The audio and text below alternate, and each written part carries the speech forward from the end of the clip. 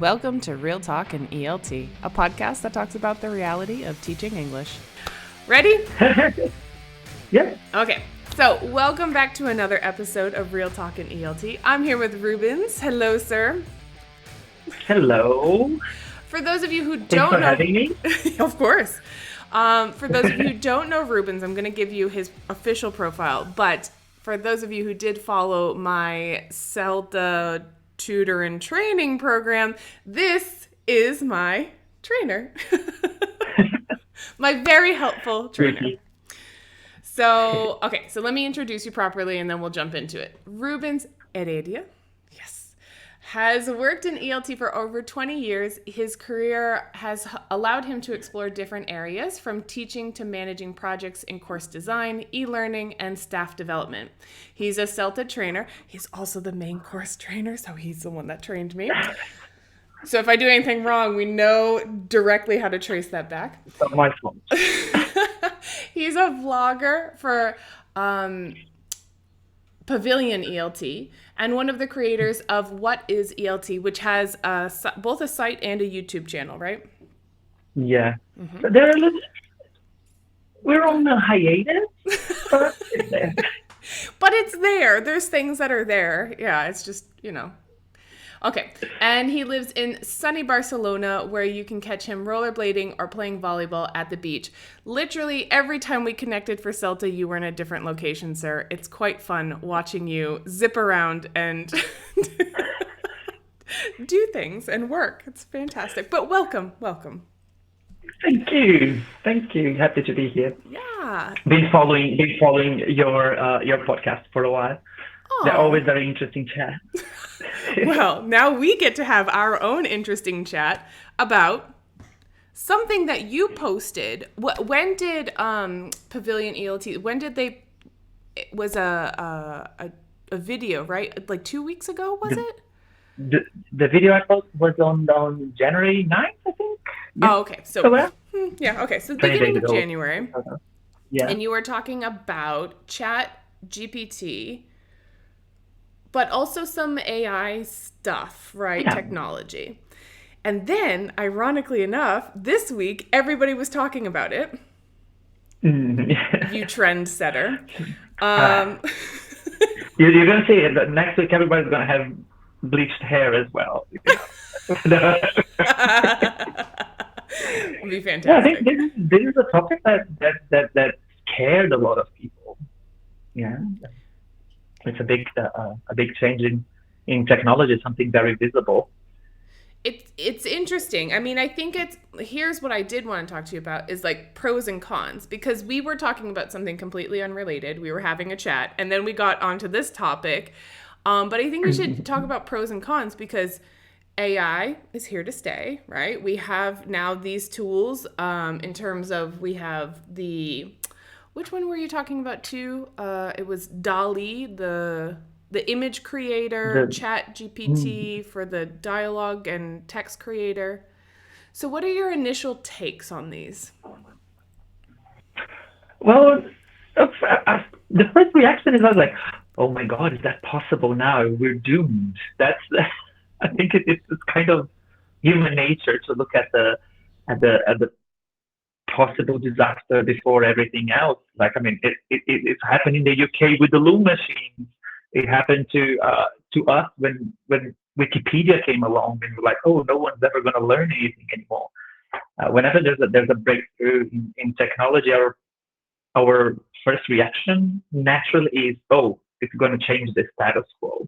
And artificial intelligence does have the potential of changing the status quo in many different fields. Education is one of them.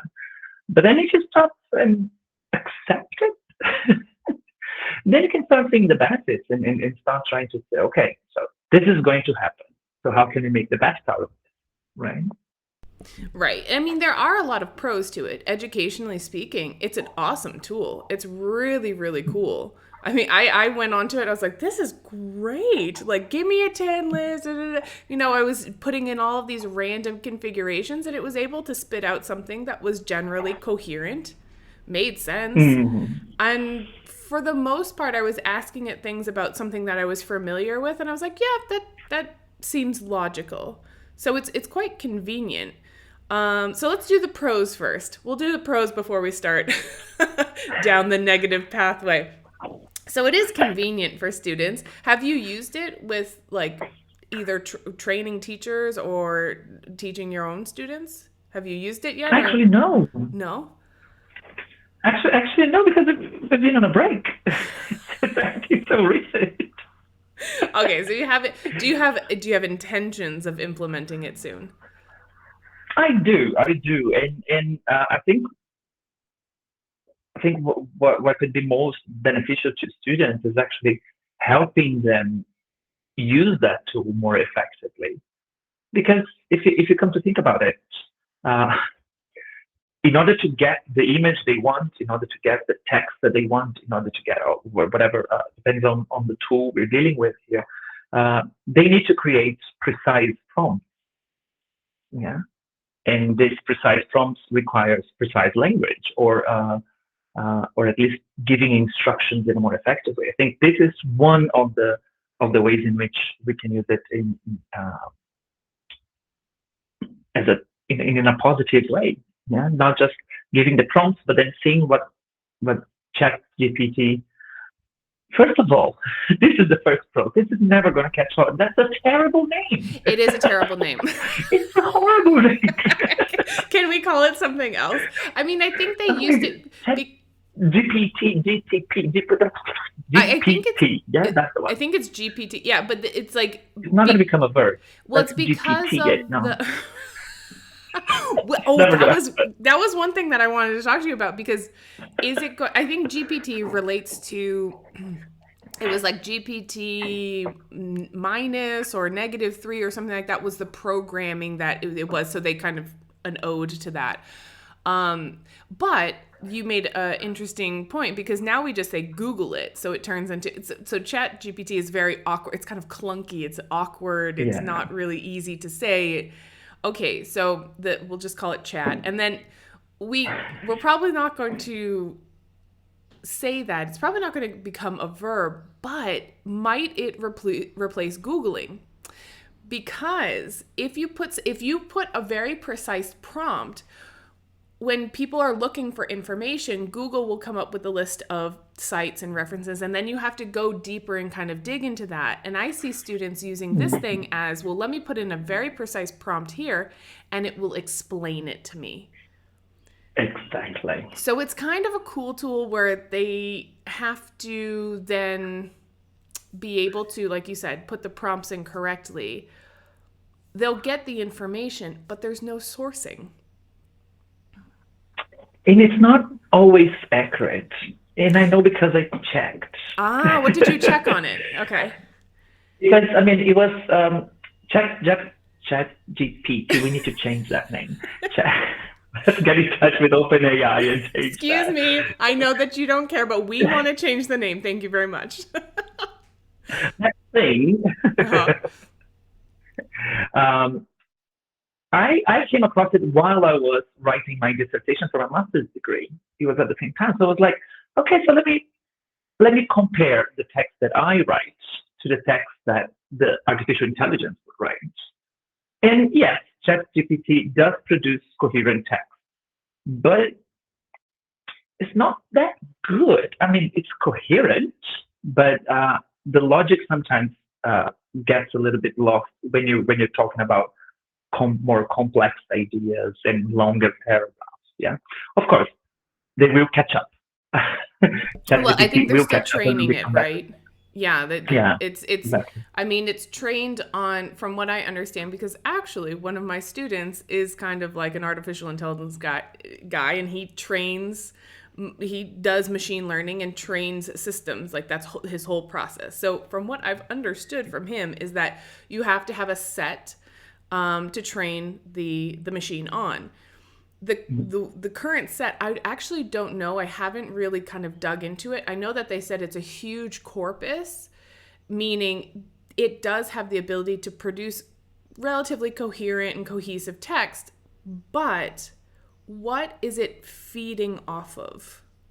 Because if it's like, and here goes into the idea of the accuracy of the information that's in there. Is it just kind of superficial information? I don't think it's getting like really in-depth details from, and if it's sourcing fake news websites, Yeah, that's the we point. don't know if is that where this is coming from, because it's popular, because it has a high volume of text within that section of the corpus or not. And do you see what I'm saying? So it's like, I do. how do we judge whether this is accurate or not? And that's what the students are going to encounter. And I think this is where the great learning comes from. But the way Chat GPT works is basically like this. Okay, I'll start a sentence and you finish it. Okay, let's see if we can finish each other's sandwiches. Uh, Okay. Old MacDonald had a. Farm. Okay, great. Why did you choose farm rather than everything else, any other words that was possible? Because E-I-E-I-O. Because that's how it goes. And then we talk about the animals, yeah. Because it's a nursery rhyme. It's a familiar nursery rhyme, right? And I mean, from all the times in history that the sentence "Old MacDonald had a," that sentence was uttered, 99.999999999% of times, the word that came after was farm. Right. That's what Chat GPT does. It looks at all of the text ever written and uses probability to fill in the next slot, the next idea. Right. So If it has does access take to in all of those, though, right? Because it's exactly. I think it uses the texts that are on the internet, right? And there's a lot of good stuff out there, we know, and a lot of terrible stuff. So there's a Right. lot of inaccurate information out Right. there as well, and that all goes into it. So with my master's degree that I was doing, I was like, okay, write it. And then it was kind of that simple text. I was like, okay, quote this article or quote this author, and rewrite the text and quote this A, B, and C, these authors. And then it would quote, but then I would double check the to see if that had really been said by the author, and sometimes it wasn't. So it's not 100% accurate. So You cannot really rely on it as a source of information because it's limited. It's not, if I'm not mistaken, Chat GPT is not even online. It only has access to things that had been published prior to 2021. right, If I'm not exactly. mistaken.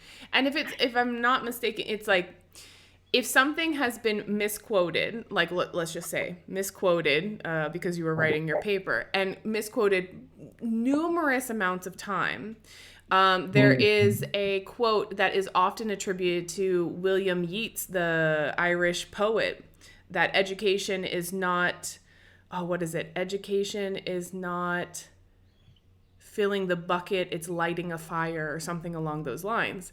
And it's often attributed to him, this relatively modern Irish poet, and that's not true. I mean, you can date it back to several people saying a variation of that quote, all the way back to Socrates. So depending on what it's been trained on, it could give you a quote from a modern thinker, or depending on what information has been fed into it. So we just don't know. Exactly. It doesn't include any of the sourcing that it has either, right? So it's not like it quotes something or it makes a summary of something and then gives you some references to where the most common or where it originated from. We don't know where it comes from. So That's right. I mean, it's a good opportunity for us to force students to work on their critical thinking skills, though. Yeah. So what does it Exactly. produce, and then how can we check if that's accurate or not? And doing online research to find out if that online or offline research, find out if that information is accurate. Look at the arguments that the bot are going to put out and look at it critically, evaluate it. I think it's great for working with the higher order thinking skills, because that's the thing. Just like a calculator took away the need for us to do calculus. I mean, basic arithmetic and things like that, right? Yeah. It helped to facilitate, but Exactly.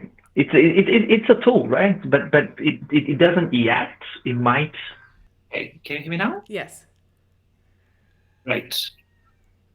I think that was the AI taking over because it was an AI software that I had downloaded that took over. Yeah, well, okay, perfect example of what happens with technology. Technology is a great tool, but sometimes, like, you have to use your brain to problem solve because it's not working properly. Yeah. Like, what? Ta-da! Exemplified. So I was talking. What was I talking about? Calculus, right? Right, yeah. Yeah.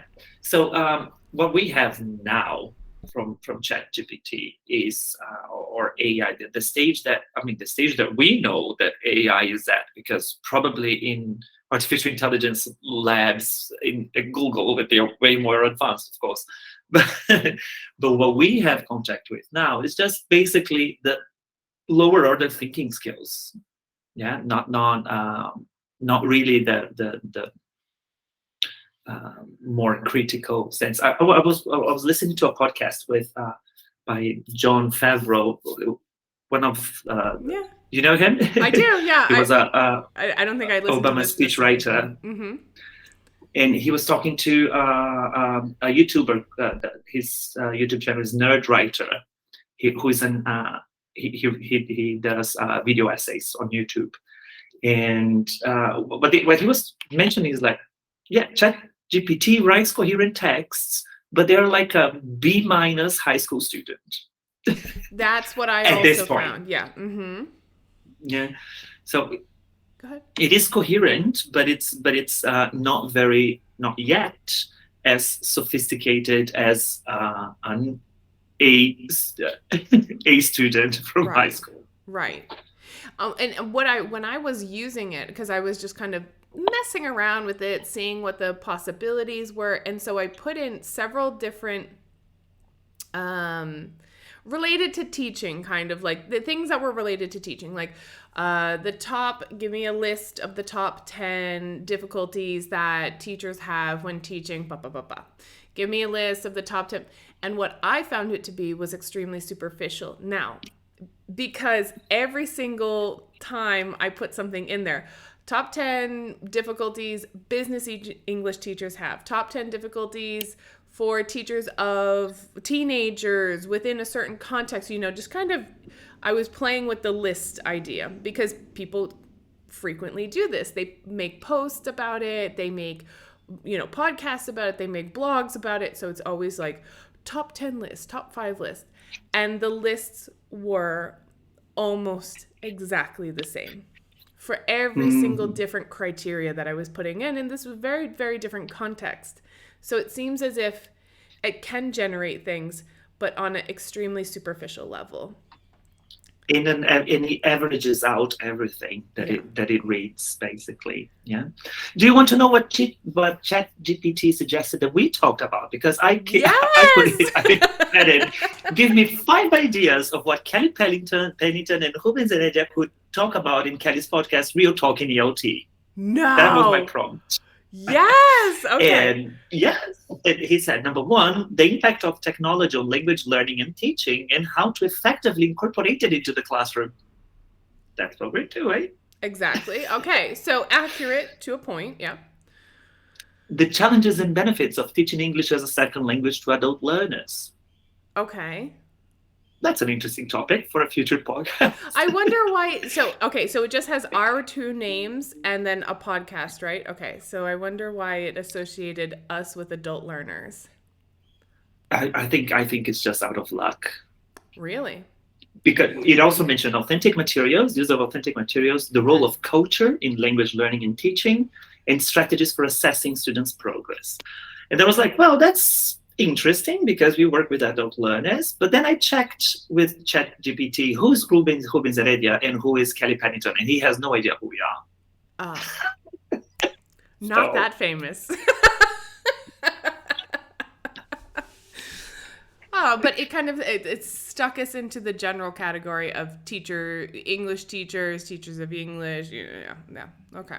Probably the things that when it comes to the things that it recognizes as the most visible and most common topics of conversation in articles and in EOT sources. Well, that would be interesting, especially for people who are looking for new, especially teachers that are looking for new content for their teacher blogs and things like that. Like, what are the current trends? What's happening? Because it's like a really good source to just go out and kind of snoop around, scope, average everything out, and say, okay, so this is a current trend. This is happening.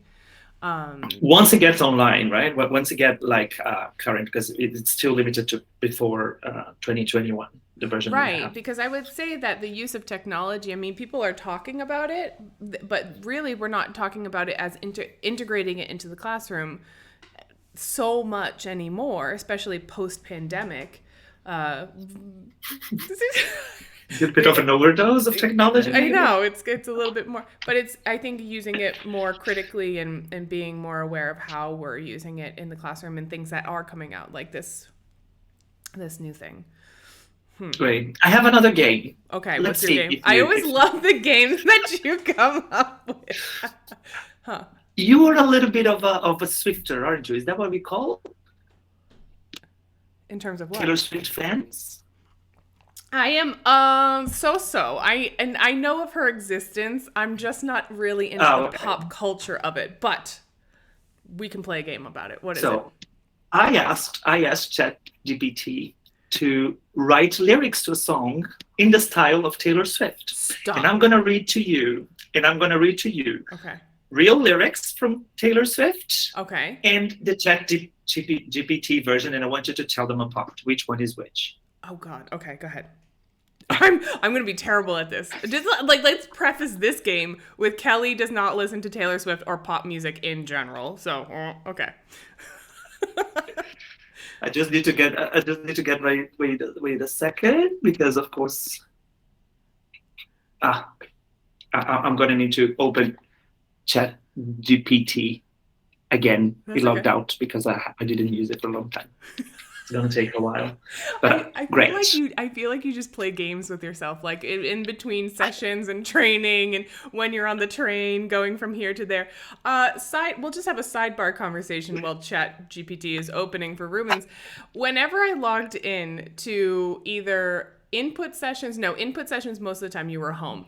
When we were doing lesson observations, Rubens was always in a different location because we really didn't have to speak. We were just observing. He was in cafes, in parks. He was all over Barcelona. It was ridiculous. And it made everyone very envious because we were just like, where is he today? And we're sitting in our sweltering little offices, and the poor Celties are nervous and anxious. And then there's Rubens gallivanting around.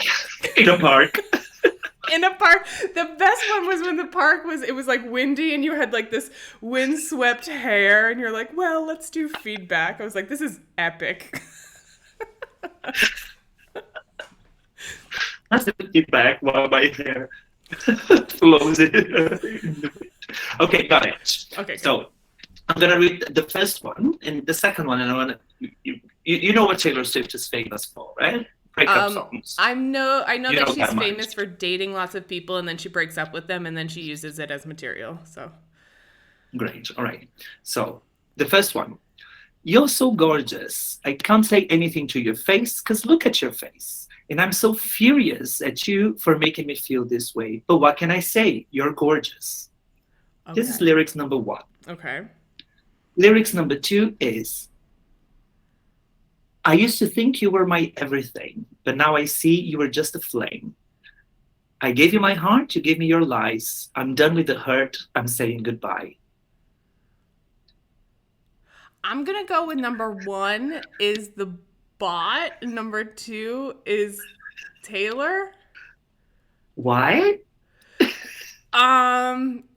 It was just kind of repetitive with gorgeous and face. So I don't know. That one was Taylor. Oh God. Well, ooh, maybe she should have used the Chat Ooh. GPT for that, because the second one sounded a little, I mean, it was like more poetic, I would say, stylistically speaking. I don't know. Maybe I'm not a good judge of that. Interesting. Because we don't have the melody that, right? We don't know how that plays out in the song, but Right. because Ooh. that certainly affects it. So maybe that the same lyrics, when put to music, do not sound that great. Okay. I don't know. I'd love to have someone record an album that was completely created by artificial intelligence, just putting the melody to it. That would be cool. I mean, do you think it reduces creativity, though?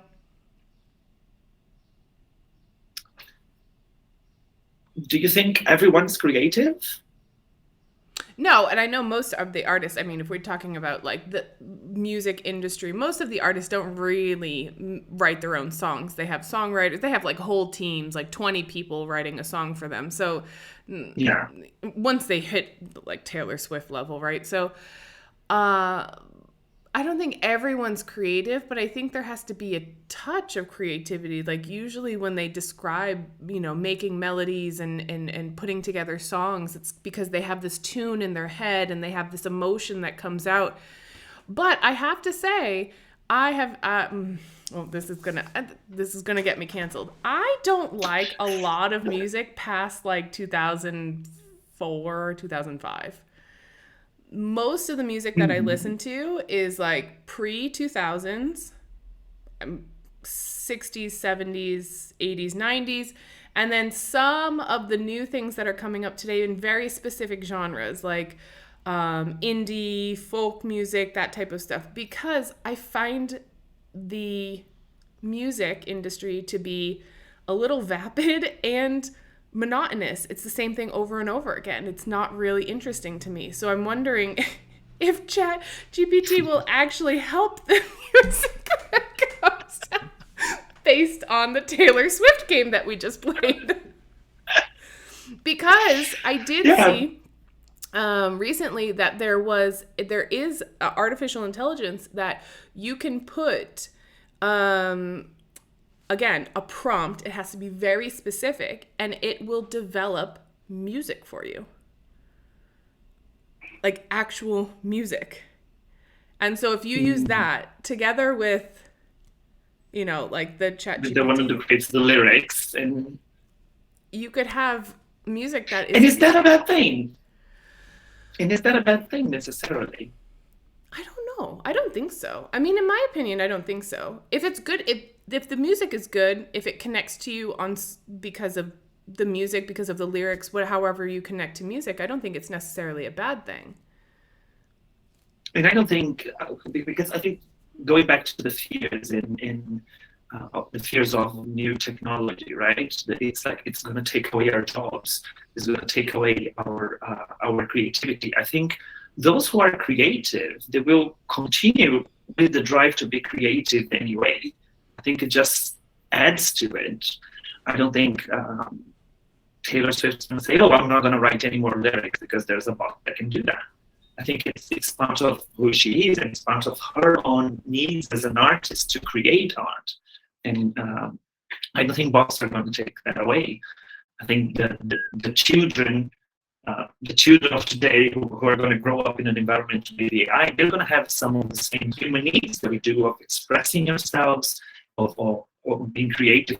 Some of them, right? Because not everyone has those needs. Some people do not have the need to express their feelings, to be creative, and that's fine as well. Yeah. Yeah, I don't think I don't know how many jobs it's going to take away. Like you said, I don't think that it's going to be like, oh, okay, we're not going to have these jobs. We're not going to have teachers anymore because of this. That seems like a very no, because there's always going to be that human aspect, right? So things like this can predict the most likely scenario that would happen, the most likely word that we would use, the most likely musical note that would come after a specific melody. But the thing about humanity is that we're completely unpredictable. And we say things and we do things that that sometimes are very out of character. So And we're also very adaptable, even if artificial intelligence gets to the point of really what they call singularity, right? Of really being the same as a human intelligence. We always find a way. We always find a way. Like if you think of, for example, computers. When computers started happening, people were like, oh, that's going to take away lots of people's jobs. Yeah, but how many jobs did it create as well?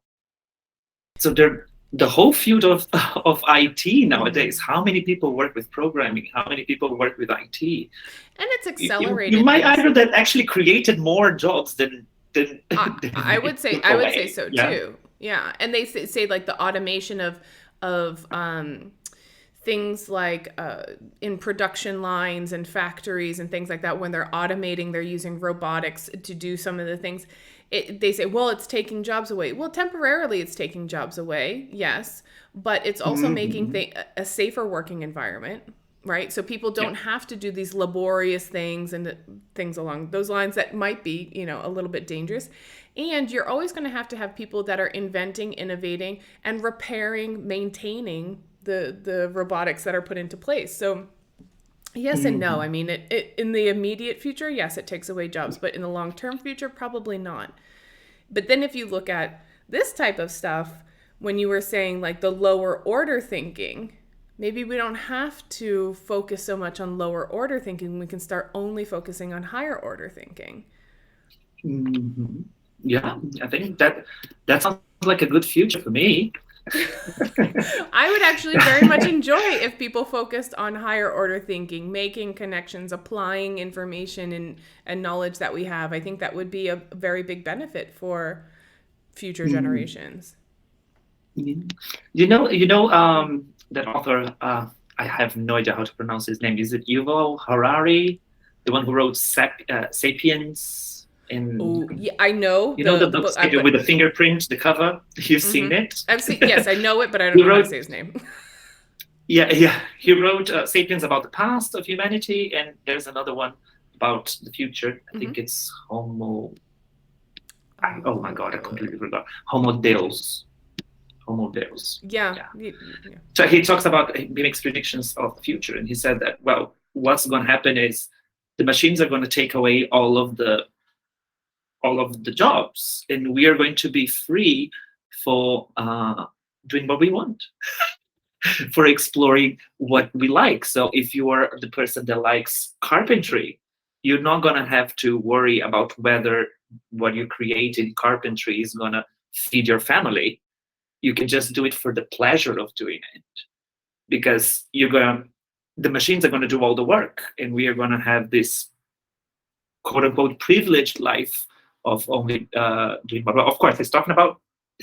I mean, that seems like a very into the future. Utopian. Yeah, I would say that maybe, perhaps, but we all know human nature is complicated. But at the same time, I think we are going through kind of a revolutionary stage in human development. In reality, it's kind of like the next enlightenment, right? Like we had this terrible period. I mean, and ironically speaking, if you look at all of the periods of time where humanity has kind of grown and developed, it's always after really horrific things like plagues or pandemics. And so it's ironic that this new technology is coming out at this time, right after when we're kind of breaking through all of this pandemic information and things like that. But then it's how we react to it. I think, like, if we bring it back to like teaching, how do we react to it to actually make it something that's useful? To make it something that's like purpose driven. Okay, so now we have this really cool tool. It's going to be learning. It's going to be developing and becoming bigger. But what do we do with it as educators to make it not so? I mean, we've talked about some of the positives. We talked about some of the negatives too. But there's concerns about copyright and academics. There's concerns about ethics. If people are stealing things and ideas from other people, etc. And if people put entire theses together without,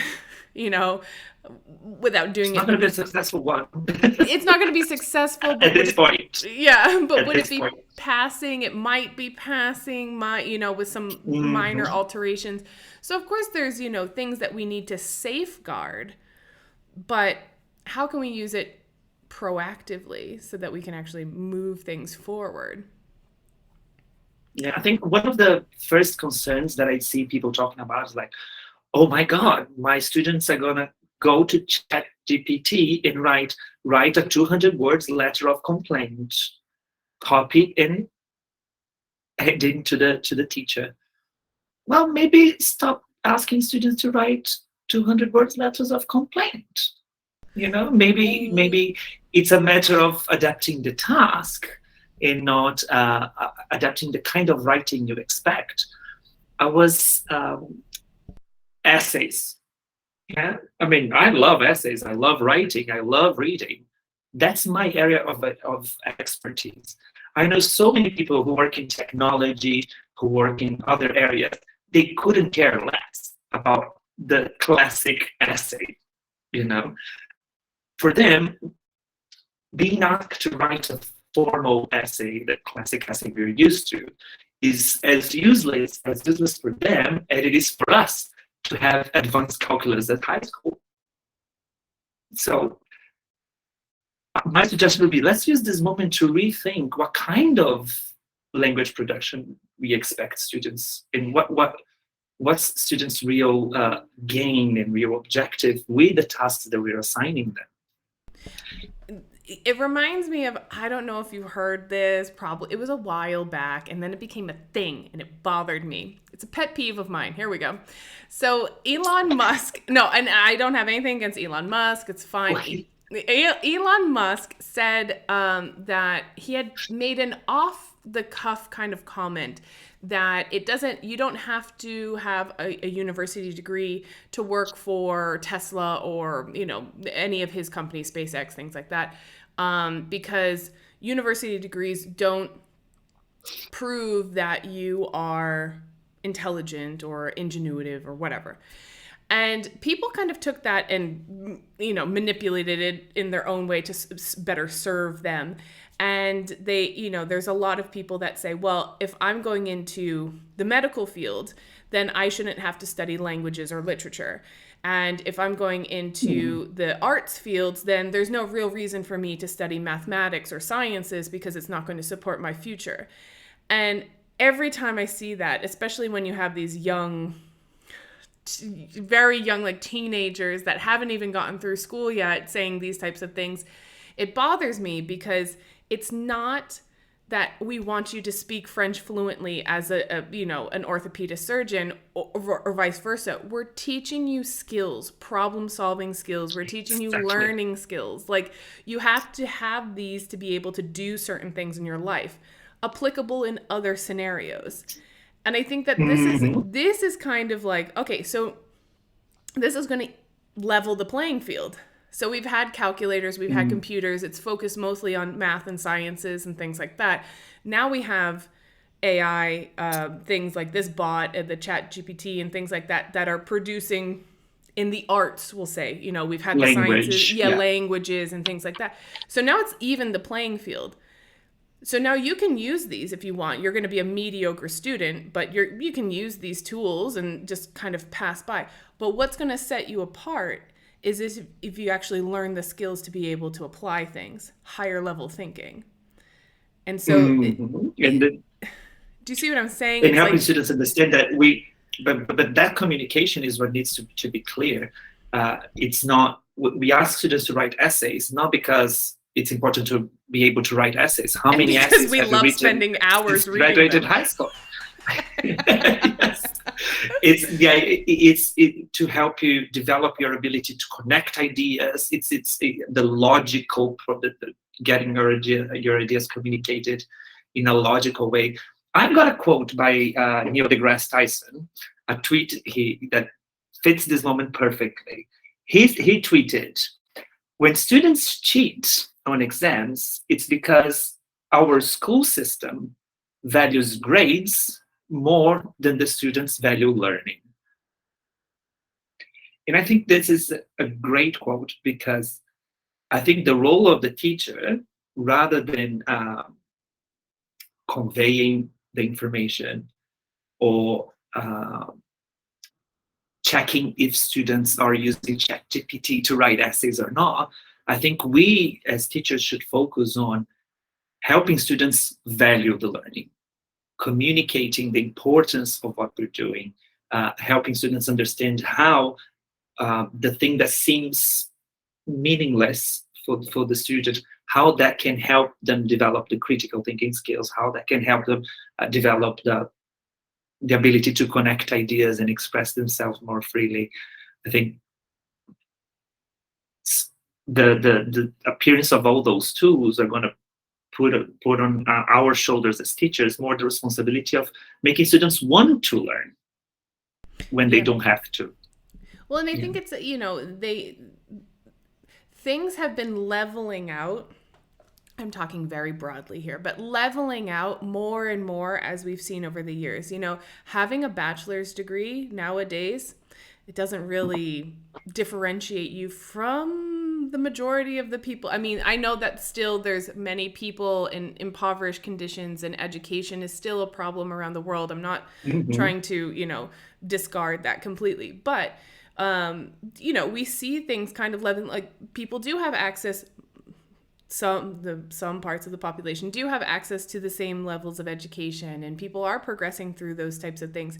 So, and even companies, because I work mostly with business people and companies, and so in the companies they say, well, you need to have you need to be fluent in English, and everybody comes in and everybody has more or less an intermediate, like B1, B2 maybe level of English, but everybody has it.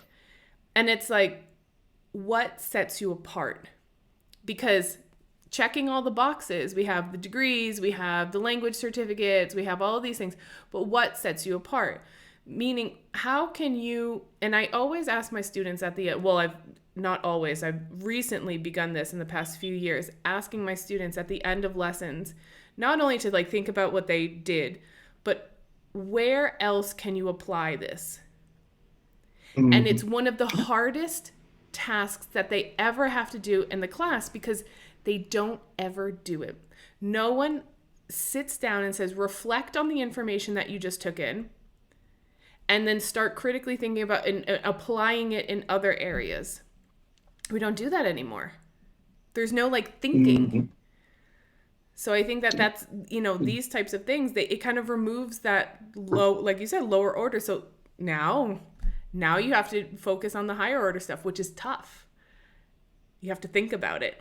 You have to use your brain, and people, it's just not normal to be like, okay, now use your brain to do this. And it's like, oh, wait, what? Technology. There's, are you familiar with the CELTA framework? Is that a framework for development, professional development, right? So yes, knowledge. But please explain. Knowledge, awareness, skills. CELTA is a professional development framework by Donald Friedman. He put it in writing first. So it's about, so we have to develop knowledge, awareness, skills, and attitude. Yeah, technology has already surpassed us in terms of knowledge, right? The internet knows more about stuff than we do. AI might take away skills. They might get to a point that they write texts better than we do. But we still have the two ways. I don't think technology is anytime soon developing the awareness that we can develop of those things. So, for example, how you can apply this to other situations. I think if we help our students focus not so much on the knowledge about the language and on the on some of the skills are super important. They need to develop anyway. The language skills like listening, reading, writing, etc., to be able to communicate, but helping them develop their awareness as well. That can be one of our roles in face of the advances of technology, because technology is not getting there yet. Yeah. I'm just wondering how it looks in the classroom now, because you've worked for major institutions as well. I've worked for schools. And so the educational system, and I don't want to be hypercritical, but the educational system is kind of like a dinosaur. It moves really slow, right? So we have all these new things, and for them to make policy, for them to analyze critically, for them to put procedures into place and things like that, it's an extremely slow process. And so most of the teachers are going to be bound by the criteria that the institutions are implementing, right? They say, okay, we need to do this, you need to follow this. So they continue to have to do the job that they've been doing. But then also they're trying to balance this new thing that's coming in. And so how do you envision teachers being able to do that, you know, working within the institutional constraints, but also trying to develop this? I don't know if it's going to be easy for everyone if you have constraints from institutions. You know, freelance people, it's a little bit easier. But even freelance people, like, I'm concerned about them going too far or undisciplined, you know, undisciplined changes that haven't been thought through completely. So where do we find the balance? I don't know. I think we have to go through it to know, right? But I want your guidance, still, Rubens. It's still very early in the process, to be honest. I mean, I've been checking with my students, and I go like, "Well, Chat GPT, so what?" And they go like, "What's that?" It's still, I think even amongst teachers, I think we are ones who are more into technology, maybe, or more attentive to what happens on social media and in the world of technology. All of this is very recent, and I think you're absolutely right. The institutions, especially if you go into mainstream education, it takes even longer because of governance issues.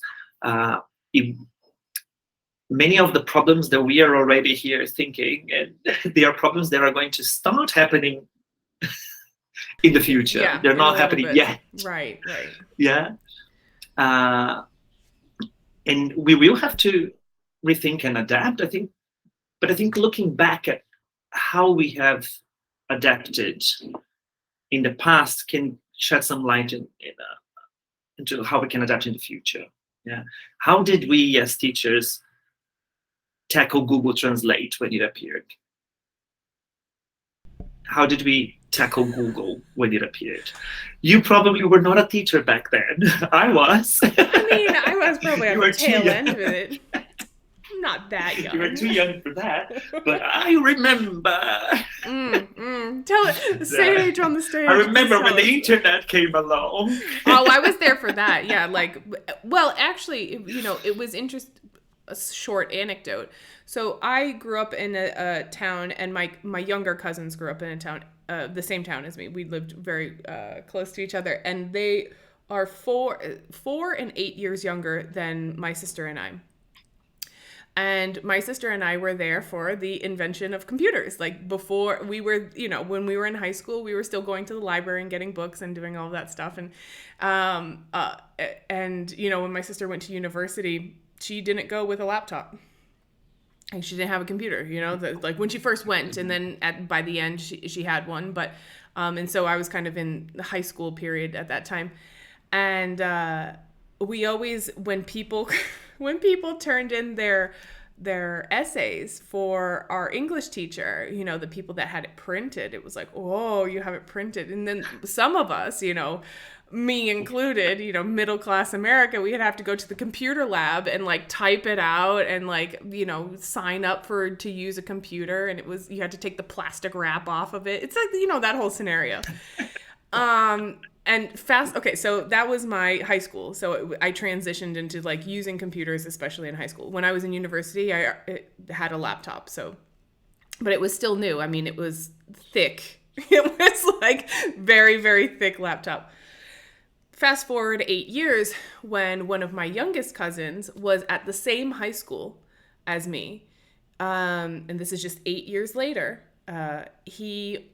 all of his class assignments were online. He logged into a site, and he had submissions by like midnight of a certain day to submit all of his essays and things like that. So I mean, that's in a span of less than a decade in a relatively, I'm not going to say affluent, but like a, you know, a middle to upper class city in Massachusetts. So, you know, it changed very, very quickly. And I think this is going to change very, very quickly as well. And so if people aren't prepared, It will, but I don't think. I think it's just the newest change, but it's not going to be the last. I'm sure in 5 years' time, maybe less, because change is happening so fast. Mm-hmm. There will be something else that's going to come up, and everyone's going to be talking about, right? And everybody's going to be worried about. But I think it's just, we're going through the cycle that happens with change. Whenever there's change, there's the initial shock. There's the moment that people resist to the change. Then there's the moment that you accept the change, and then there's the moment that you get the best out of the change. Like denial. It's like the stages of grief. Yes. In a way, yeah. Yeah. Because grief is a change. Well, we're grieving. We're grieving the past that is now no longer with us. You know, we're moving on. And that comes from, and you can see that in change management literature as well. Mm-hmm. That's those are the phases that people go through whenever they're facing changes. And so in your nephew's case, he was already, that 8-year span was enough for that cycle to happen. And we have very recently, the pandemic was another accelerator in that sense. I had worked for years before moving to Barcelona, when I was working in Brazil. I was in charge of trying to get teachers to use technology in lessons. And there was a lot of resistance to technology, whatever technology is. No, I mean, students, they need to write. They don't need to type.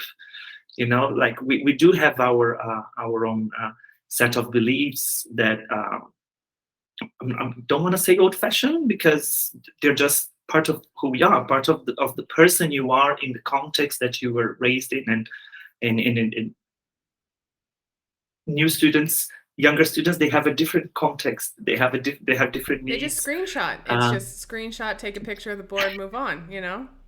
And never look at it again. Well, I think that therein lies the problem. But I had spent years trying to get people to use technology, and students resisted technology a lot. Teachers resisted technology. Pandemic hit. Now everybody just wants to have online lessons. Nobody wants to go to school anymore, because no, I can do it from my home. And so there are things that happen that accelerate that process and get people to adopt and take ownership of the change a little bit quicker. Hopefully there will not be another pandemic-like situation. I can't take any more crises in my lifetime. Like, we've gone through like what okay, enough. You know, enough with the once in a lifetime. It's like, this has happened 6 times in my lifetime. World-changing events. Okay, I'm done. Yeah. I've hit my quota. I'm trying to look at the early 20th century as a parameter. Yeah, so we had the pandemic in the Spanish flu in 1980. I'm ready for the Roaring 20s now. Let's go. Oh God, yes. But then, like, can we skip over the 30s, go right to the 40s? You know, like, yes, please. Yeah. Let's learn from history. Can we please go? And this is what we need to do. Apply in different situations, people. Like, let's not do that. Right. Okay. Any other bits of wisdom of how people can come to terms with the new things that are coming into our lives and just be open to it and don't resist as much? No, I think that or go and resist. It's fine. You can resist. You don't. I don't think people should be pressured into taking this on board. Like I don't want anyone to think like, oh, I'm not using artificial intelligence to make my lessons more interesting, therefore I'm a dinosaur. No, you don't have to, but you need to know that this is happening, and and it's going to happen. Whether we fight it or not, things are going to change. Mm-hmm. Maybe this is a challenge for not even for me to find the answers, but for the new teachers, the teachers who are being formed at this point, who are going through their initial training at this point. They are the ones who are going to live in this world. So I'm looking at them for the answers, to be honest. I'm very curious to see what's going to come up. But I'd also like to see, I don't know if you have any predictions about, because you said essays, and it made me, like, Cambridge exams popped into my head, like the international exams, proficiency exams, and how those might change as well, because those have stayed relatively similar for decades. Yeah, let's talk about big institutions not changing very fast. Right, so they don't change very quickly. And so this is like a perfect example, because this is one way that they were able to standardize things. But now we have to look at standardization as something else. You know, it might not be what we have always thought of it as, like, okay, everybody takes the same test and that's it. Great. I mean, we have assessment criteria, evaluation, etc. But are we doing a disservice because nowadays everybody needs proficiency certificates, whether you're working in companies, whether you're going into teaching, whatever field, most people are starting to become, you know, bilingual, polyglots, whatever. And so we're using those tests that are based off of kind of an antiquated assessment system that hasn't really been updated to what people are actually doing, like writing letters. I don't know how frequently we write letters or essays. I mean, we do, but yeah. But just I want to point one thing out. We kind of look at, we go like, oh, Cambridge is a big traditional company, so they have been using artificial intelligence to mark assignments for years and years. I remember IATEFL, like the IATEFL conference, people from Cambridge explaining how their artificial intelligence for marking works. That was probably what, 2014, 2015? Yeah, I would say. And then also the British Council. Pretty advanced. Oh, super advanced on one side. Do you know what I'm saying? Yeah. Like, really advanced on one side. The British Council also is coming out with, what is it called? English Score. Have you seen this? English Score? It's very popular. They started mostly in Japan and moved through like Asia. And then now it's coming to the Americas. English Score is a mobile proficiency test that you can get the actual, you know, like paper certificate of proficiency. It's valid just the same as, you know, IELTS and everything else. And it uses all of the advancements of AI and things like that. So it's an app. You don't have to schedule it. You can open it at any time. But if your head turns away too frequently or it hears too much sound in the background, your test is canceled because they consider it as you looking for resources. You can't close the app while you're taking the test. And there's a speaking component. I know some of it. I don't know all of it, but there's a speaking component and a writing component that are done via AI. So they're using the technology to score. So some of the things are real, and this comes from the British Council, and it's all done mobily. It's all done on your cell phone. I don't even think it's available on a website. Like, I don't think you can do it on a computer. It has to be done via mobile app. But again, it's like a lot of the talk about how to use AI is either the fear of it ruining learning or taking away jobs, or just the format that things take place, right? So I think for this to change, for assessment to change, like, because you asked, are the essays, are they I know you love the essays, but I love them. But I think it all goes back to, as antiquated as it might be, I think it goes back to understanding what language is, what learning is, and what assessment is. So I think it all goes back to, we need more academic studies on assessment. We need more academic studies on how languages are learned. there's still a lot about the process of learning and producing and using language that we still don't understand scientifically. Right. So, and hopefully Chat GPT and other AI tools are going to do, I would love for them to the hard make, work so we can focus on that. Yeah, like make progress in like the research and stuff. Okay, here's what literature says. Let's composite this, analyze it, do the analyzing for us. Here's the result of it, and so we can kind of better structure our courses and classes and needs of the students and deal with that. Okay. The future.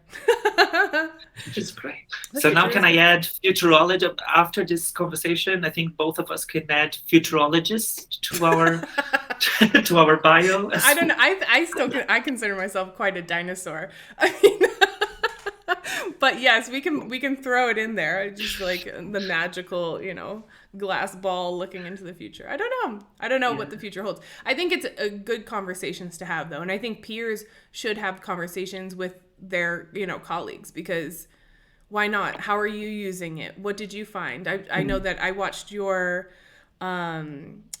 episode for Pavilion ELT, and I was like, oh yeah, I could do that too. Like it's just kind of brainstorming and playing around with it. I think that's how we're going to figure out how to use it best, not to be afraid. So, all right, sir. Well, and if you're a dinosaur, I'm also a dinosaur, but I've got Peter Pan syndrome. No, but I want to be one of the cool dinosaurs. The dinosaurs that had the big like spikes at the end of the tail. It just whips it around when they're angry. Like that's my kind of dinosaur. Just like grumpily, moseying along, but then also a little bit of an edge. Awesome. Oh goodness. Well, it's been a pleasure. You are welcome back at any time to come and chat about anything that you're digging into. And it's been great chatting. I love a little chat. So whenever you want me, just let me know. And I'll link all of your projects, the vlogging, and hopefully we can get back on track with what is ELT, because I enjoy that series as well, and let people get in touch with you on social media. Yes. Fantastic. Okay. Thanks, everyone. Thank you very much. Thanks for tuning in to another episode of Real Talk and ELT. Want to join the conversation? Head on over to Instagram at Kelly Pennington ELT and send me a message. Be sure to subscribe to my YouTube or Spotify channel to stay up to date. And of course, take care of yourself, your health, your vibe, and your tribe. Until next time.